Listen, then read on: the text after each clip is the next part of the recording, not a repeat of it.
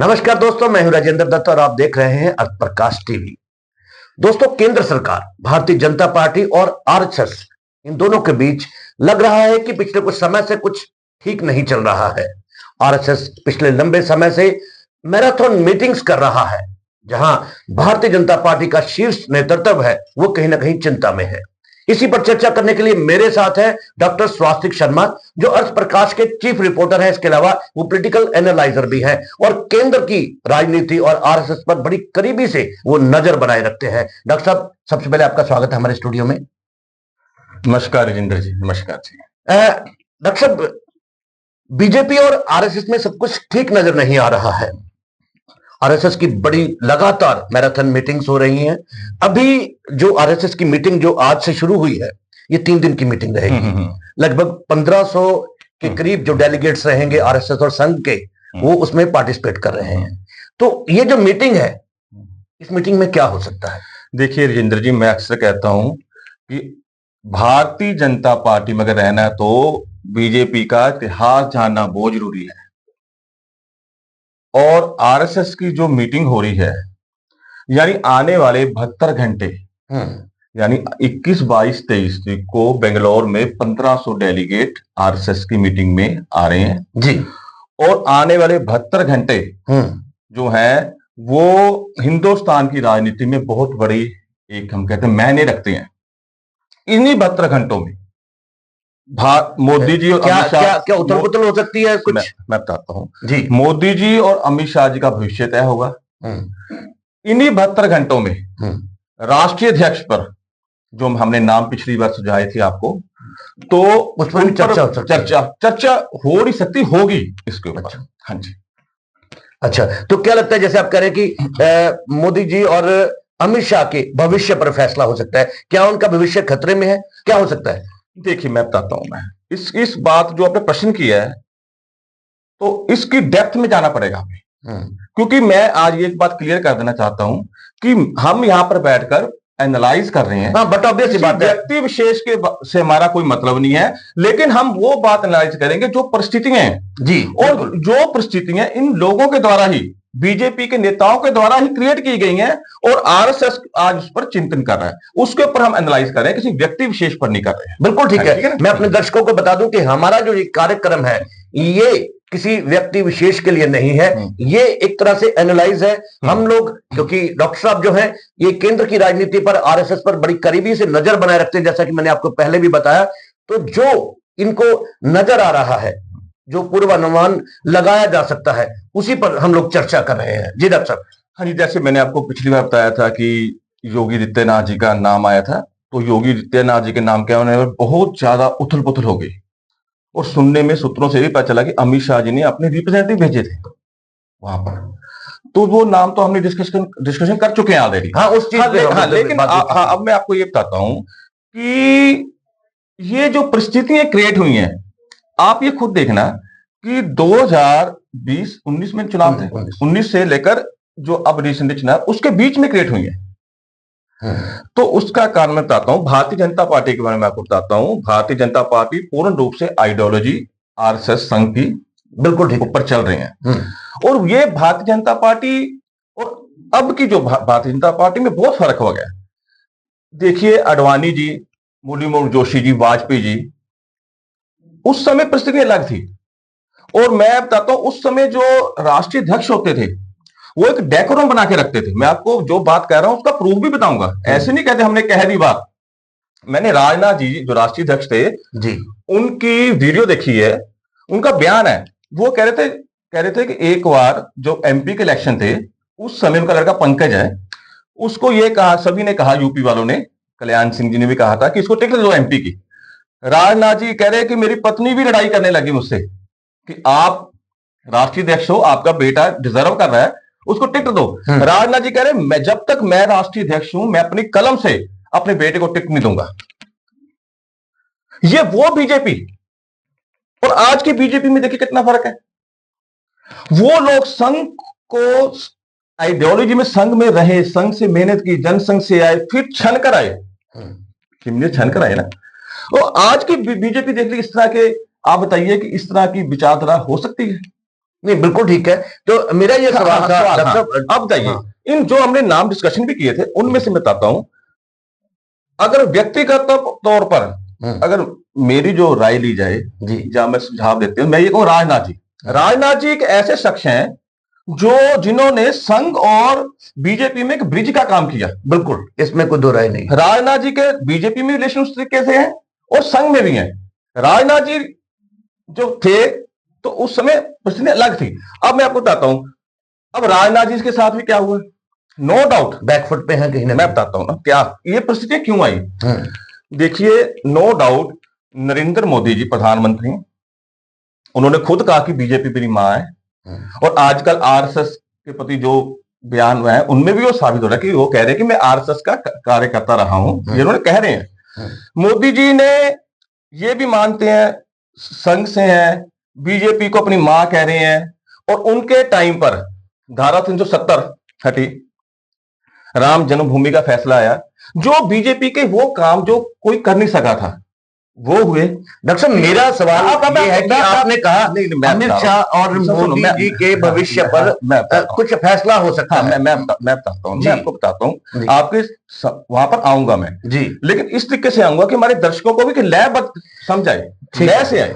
अगर डायरेक्ट आ जाए तो समझ नहीं आएगा। बिल्कुल ठीक, फिर वही बात आएगी, व्यक्ति विशेष की बात हो रही है। बिल्कुल ठीक है, ठीक है ना। तो मोदी जी के टाइम पर उन्होंने बहुत काम किए, वो दिखते हैं, और संगठन में काम किए, ठीक है, लेकिन मोदी जी सिर्फ यही चाहते थे ये सारे काम मैं खुद करूं। मेरी बात समझ गए ना। वो चाहते कि मेरे द्वारा ही सारे काम हो, दूसरे के द्वारा ना हो। तो उसमें यह बात हुई कि आप देखना कि राजनाथ जी, रविशंकर प्रसाद, प्रकाश जावड़ेकर, ठीक है जी, अच्छा, पंकजा मुंडे, नितिन गडकरी, सुमित्रा महाजन, वसुंधरा राजे, शिवराज चौहान, उदय सिंह अपने उद्धव ठाकरे, ये सब साइड पर हो गए। वो लीडर कहां पर है? शाहनवाज हुसैन, यहां तक अडवाणी जी, मुरली जोशी जी। जब राम जन्मभूमि का फैसला आया, जो राम जन्मभूमि के भूमि पूजन हुआ, वहां पर अडवाणी जी नहीं थे। हाँ, बहुत लड़ाई लड़ी अडवाणी जी, लड़ाई लड़ी, उमा भारती, साध्वी रताम्बरा, सभी हैं, सभी सब जीवित हैं। बिल्कुल बिल्कुल बिल्कुल, मैं उन लोगों की बात कर रहा हूं जो जीवित, लेकिन वो है कहां पर? हाँ, कहीं ना कहीं इसका, हाँ, मोदी जी, देखो मोदी जी नो डाउट ये चाहते हैं कि मैं देश को आगे लेकर जाऊं, विश्व गुरु बनाऊं, लेकिन वो ये भी चाहते हैं कि संगठन में भी मेरा दायित्व रहे और सरकार में भी रहे। लेकिन अब बीजेपी को समझ आ गया है कि इस तरह से सिस्टम नहीं चलेगा। उसका प्रूफ बताता हूं। मैंने कहा ना, मोदी जी ये चाहते हैं कि मेरे द्वारा सारे काम हो। उसका प्रूफ है नड्डा जी की स्टेटमेंट कि मैं आरएसएस की जरूरत नहीं है। यानी ये स्टेटमेंट का मतलब समझे ना आप क्या है, कि हमें आरएसएस की जरूरत नहीं है, और आरएसएस से जो संबंधित है जो बीजेपी, उनकी जरूरत भी नहीं है। उसका प्रूफ है, सब के सब साइड पे लगा दिए, साइड पे, सब साइड पे। हम तथ्यों से बात कर रहे हैं, हम विश्लेषण कर रहे हैं, सब के सब साइड पे लगे। और जो अब उसके आगे सुनिए, जितने राज्यों के मुख्यमंत्री बने, इतने राज्यों के मुख्यमंत्री बने, क्या इन्होंने संघ से राय ली? नहीं ली।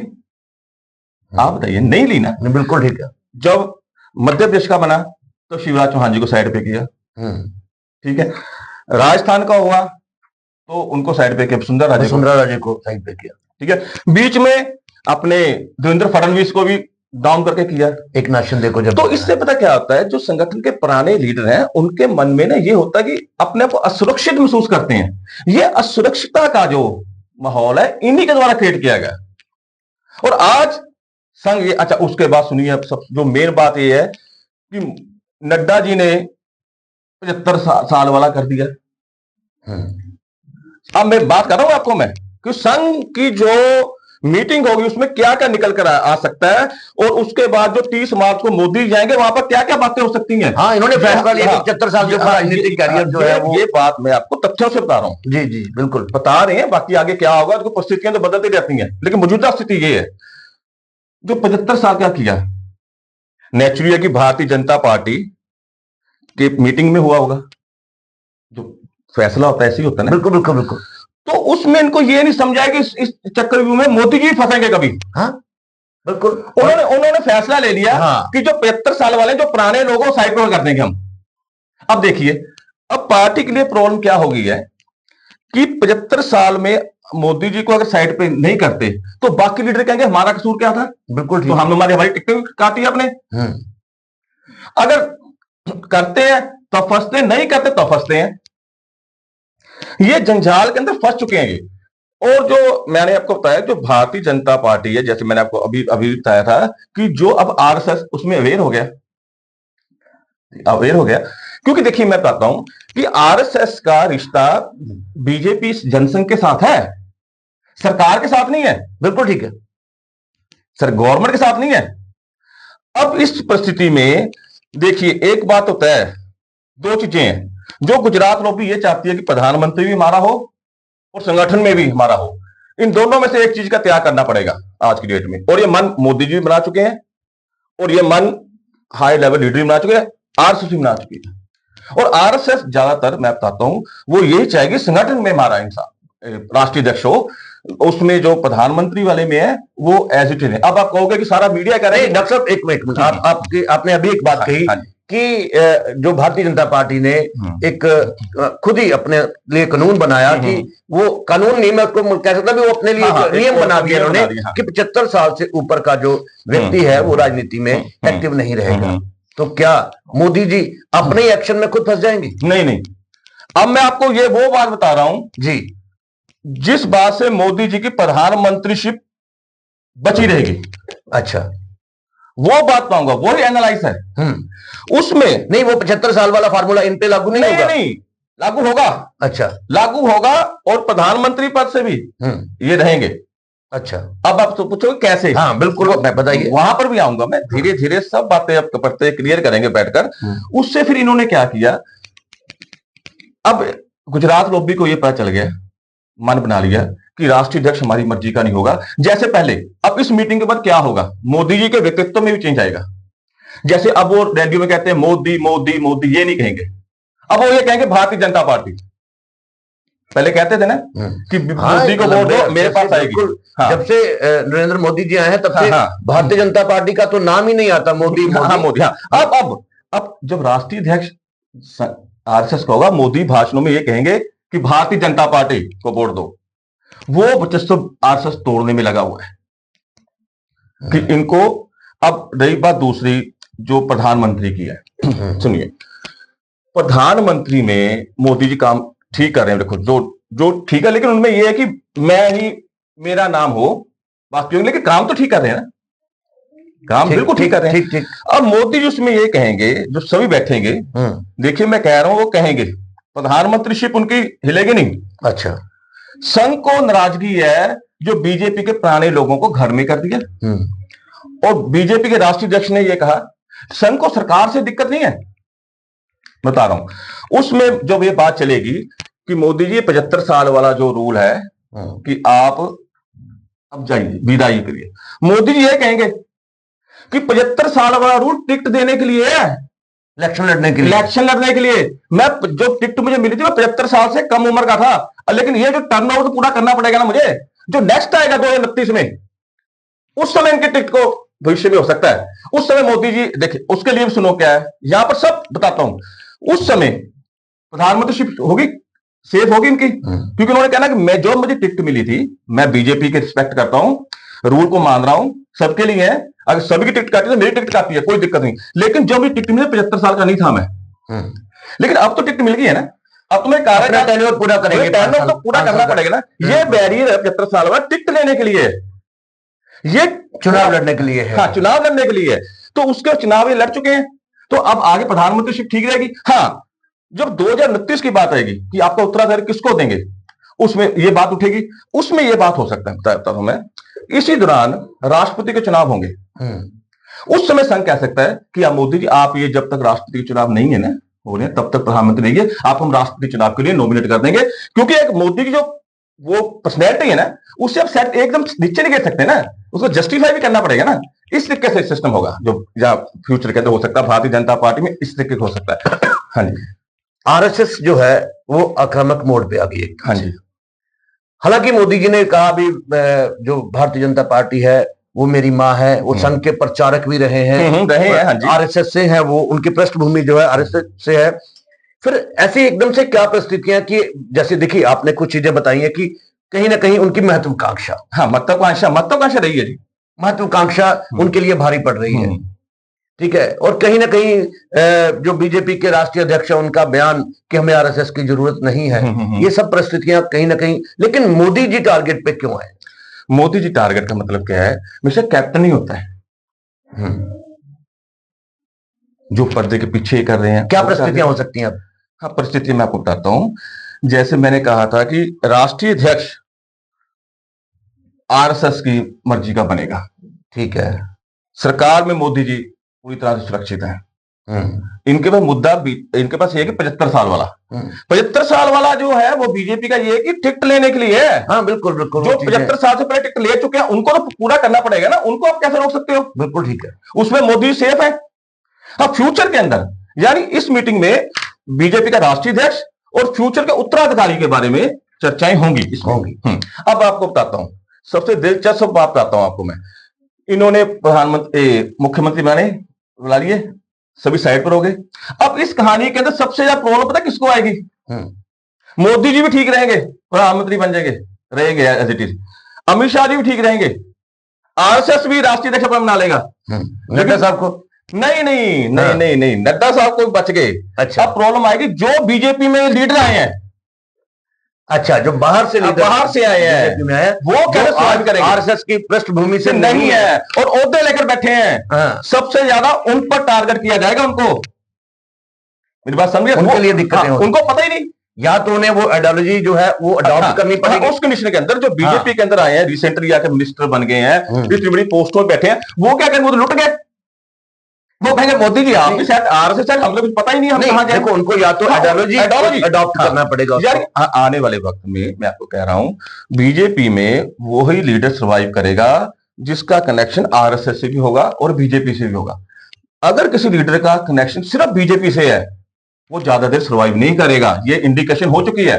अब जो लोग आए हैं ना बीजेपी में, ओहदे जिनको मिले हैं, उनको भी ये सोचना पड़ेगा, हमें संघ कार्यालय में जाकर उनको इज्जत मान करना पड़ेगा। उनको पता चल गया संघ के पीछे क्या भूमिका है, संघ क्या कर सकता है, आरएसएस की क्या भूमिका इसमें। और अब उनको भी पता चलेगा कि अगर इस पार्टी में रहना है तो संघ से भी हमें रिलेशन बना के रखने पड़ेंगे, कल बीजेपी से काम नहीं चलेगा जी। हाँ जी। सो दोस्तों, बेंगलौर में 3 दिन के लिए आरएसएस की संघ की एक मीटिंग होने जा रही है, जिसमें 1500 के करीब जो डेलीगेट्स हैं वो पार्टिसिपेट करेंगे और इसमें बहुत से मुद्दों पर चर्चा हो सकती है, जिसमें सरकार पर चर्चा हो सकती है, राष्ट्रीय अध्यक्ष भारतीय जनता पार्टी का है उस पर चर्चा हो सकती है। आने वाला समय कैसा होगा, इन 3 दिनों में क्या क्या फैसले हो सकते हैं, ये तो आने वाला समय ही बताएगा। अगर आप कुछ कहना चाहते हैं, कुछ कमेंट करना चाहते हैं, तो आप हमारे कमेंट बॉक्स में जाकर कमेंट जरूर करें और देखते रहें अर्थ प्रकाश टीवी। डॉक्टर साहब, आप हमारे स्टूडियो आए, आपका बहुत बहुत धन्यवाद। धन्यवाद राजेंद्र जी।